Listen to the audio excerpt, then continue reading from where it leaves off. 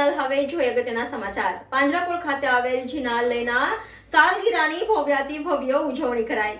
પાંજરાપોળ ખાતે આવેલ જિનાલયની સાલગીરાની ભવ્યથી ભવ્ય ઉજવણી કરાઈ।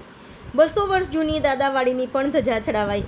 આજે રાજમહેલ રોડ ઊંચીપોળ ખાતે આવેલ જૂની પાંજરાપોળ ખાતે પાર્શ્વનાથ ભગવાનના 18 અભિષેક કરવામાં આવ્યા હતા, જેમાં દેશભરમાંથી પવિત્ર નદીઓના જળ તથા સુગંધિત દ્રવ્યો તથા ઔષધિઓથી પરમાત્માનો અભિષેક કરવામાં આવ્યો હતો।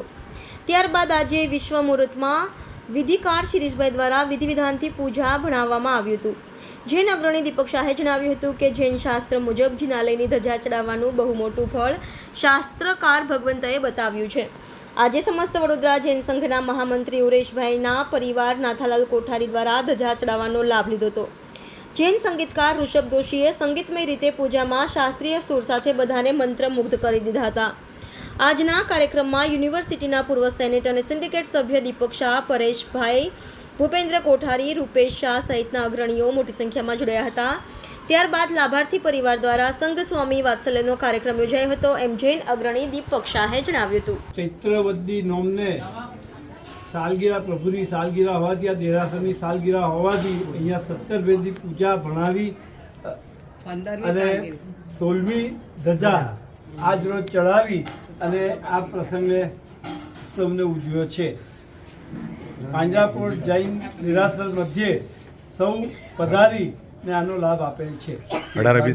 મૂળ નાયક શ્રી ધરણીધર પારસનાથ ભગવાન છે, જેમની આજે ધજાનો મહોત્સવ છે। આજે જે શિરીષભાઈ વિધિકાર, જેમને એમની વિધિ કરાવી છે, અને ઋષભ જોશી જે સંગીતકાર હતા, તેમને સરસ પૂજા બનાવી આજના ધજા પ્રસંગે મહારોપણનો આજે પ્રોગ્રામ કરેલો છે અને ભવ્ય ઉજવણી કરેલી છે। આજના લાભાર્થી કોણ હતા?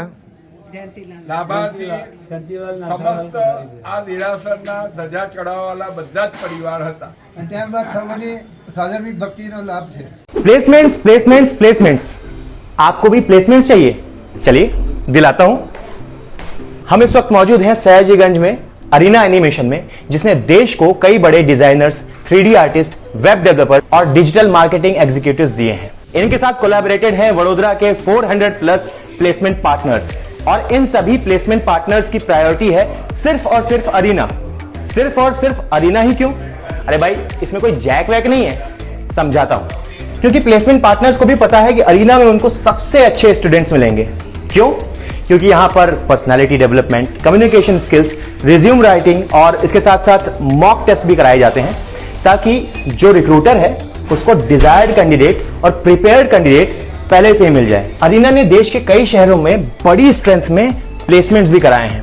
Cities like Mumbai, Delhi, Calcutta, Bangalore, Hyderabad. Placements के मामले में इन सिटीज में इनका दबदबा है। देश के बड़े बड़े स्टूडियोज, गेमिंग प्लेटफॉर्म्स और कंपनीज के साथ इनका कोलैबोरेशन है, और ये जर्नी 1-2 साल की नहीं, पूरे 27 साल की है। 27 साल का अरीना का भरोसा। तो देर किस बात की और टेंशन में क्यों जीना है? अरे आपके अपने शहर वडोदरा में एरीना है।